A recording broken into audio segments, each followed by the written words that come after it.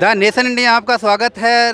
शहीदी स्मारक पर यहाँ पर नर्सेज का महा आंदोलन की यहाँ पर रैली की जा रही है। यहाँ पर नर्सिंग कर्मचारी भारी संख्या में आए हुए हैं, उनकी मांगें हैं, जानते हैं क्या उनकी प्रमुख मांगें हैं। सर अजीत जी, आपके माध्यम से बताना चाहता हूँ कि राजस्थान न्यू भर्ती नर्सिंग संघर्ष समिति के संयोजक भाई गज सिंह, कोषाध्यक्ष भाई भगवान सिंह और संयोजक दिनेश महावर, इनके नेतृत्व में आज यहाँ एक ध्यान आकर्षण धरना दिया जा रहा है।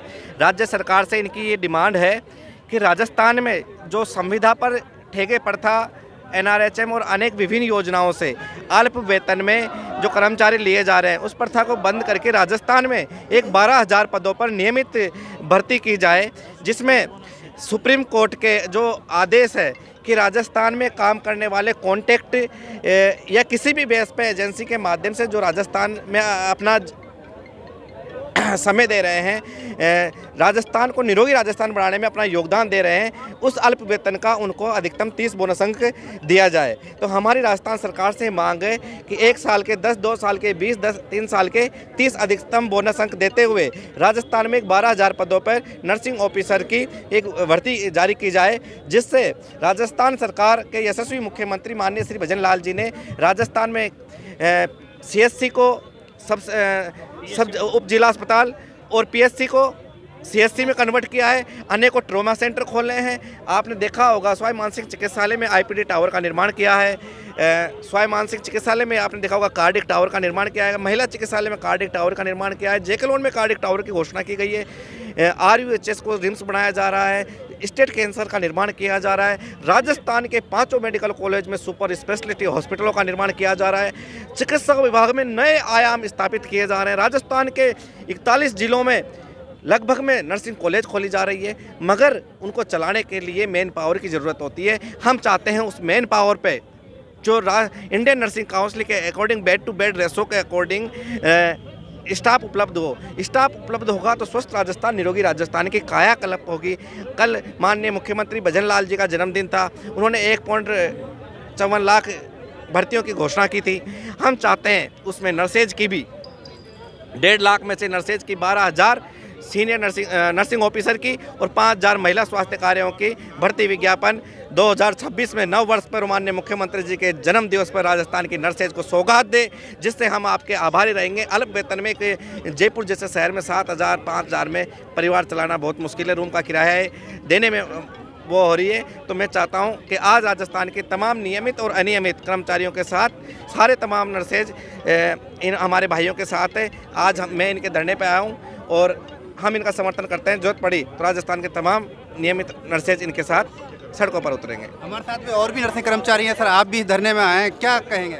जी सर, इन्होंने जैसे कि आपको अवगत तो करवा ही दिया कि इतने दिन से अल्प वेतन में काम कर रहे हैं। हम काफ़ी समय से अल्प वेतन में काम कर रहे हैं। कोई 5 साल से, कोई 7 साल से, कोई 8 साल से। हमारा वेतन है 7,000 8,000 हमारा वेतन है। इसमें एक बंदे का गुजारा नहीं चल सकता, तो कैसे तो हम परिवार पालेंगे, कैसे बच्चे भी है काफ़ी। हम सभी लोग उम्र दराज है, 30+, 35+ है सभी लोग, तो कैसे पालन पोषण होगा, कैसे क्या होगा। तो हम राजस्थान सरकार से यही एक हमारी अपील है, यही हमारी एक मांग है कि %+ बोनस के ऊपर 12,000 नर्सिंग ऑफिसर्स और 5,000 महिला स्वास्थ्य कर्मी, जिनको NM बेनू की जल्द से जल्द विज्ञप्ति जारी करने की कृपा करे। अगर राजस्थान सरकार अगर हमारी मांगें पूरी नहीं करती है, मांग नहीं मानती है, विज्ञप्ति जारी नहीं करते हैं, तो फिर हम आगे की रणनीति तैयार करेंगे। जिसमें हो सकता है हम उग्र आंदोलन करें, हम रैलियां करें, स्वास्थ्य विभाग का हम घेराव भी कर सकते हैं। हो सकता है हमें मजबूरन कार्य बहिष्कार जैसा कदम भी उठाना पड़े। सरकार के 2 साल हो गए, इसलिए हमारी यही मांग है सरकार से। सरकार को 2023 में वैकेंसी निकाली थी, उसके बाद में सरकार ने अभी तक कोई वैकेंसी जारी नहीं की है। तो हमारा सरकार से अहम हमारा मुद्दा यही है। बाकी हम उम्मीद करते हैं कि भजनलाल सरकार हमारी बात सुनेगी और हमारी जल्द से जल्द विज्ञप्ति जारी करवाएगी। सरकार से हमारी एक अपील है। सरकार के 2 साल होने में 2 साल हो गए। सरकार ने पहले बजट 2024-25 में 4,000 नर्सिंग ऑफिसर की भर्ती की घोषणा करी थी दिया कुमारी जी ने, जो वित्त विभाग के उप मुख्यमंत्री है। उन्होंने वो विज्ञप्ति जारी करने के लिए हम यहाँ पे जाने कितनी बार हमने यहाँ पे धरना दे दिया, जाने कितनी बार हमने यहाँ ज्ञापन दे दिया, सचिवालय में जाके आ गए, आश्वासन के सिवाय कुछ नहीं मिला हमारे को। हम यही चाहते हैं कि जल्द से जल्द नर्सिंग ऑफिसर की विज्ञप्ति जारी करें, जो नियम 1965, 13, 18 और 22, 23 जो वैकेंसी में आया है उसी विज्ञप्ति के साथ में नर्सिंग स्टाफ की वैकेंसी निकालने की लिए हम आज यहाँ पे आए हुए हैं। हमारे साथ में कुछ महिला कर्मचारी हैं, नर्सिंग कर्मचारी, वो क्या कहना चाहती हैं? हम ये कहना चाहते हैं कि या तो ठेका प्रथा बंद करो, नहीं तो हमें परमानेंट करो। या तो इस ठेका प्रथा को बंद कर दो, अगर इसको बंद नहीं करते हो तो 10, 20, 30 के आधार पे वैकेंसी निकालो और विज्ञप्ति जारी करो। हम यही कहना चाहते हैं। तो एक बार उन्होंने परमानेंट करने के लिए उन्होंने एग्जाम की भी बात कही सरकार ने। एग्जाम की तो फिर ये ठेका प्रथा क्यों निकाल रहे हैं? अगर इनको एग्जाम से लेना है तो ठेका प्रथा बंद करनी चाहिए। क्यों हमें कम सैलरी में हमें पहले क्यों लगा रखे हैं? अगर कम सैलरी में लगा रखे हैं, ठेका प्रथा नाम दे रखा है, संविदा नाम दे रखा है, तो हमें परमानेंट करो।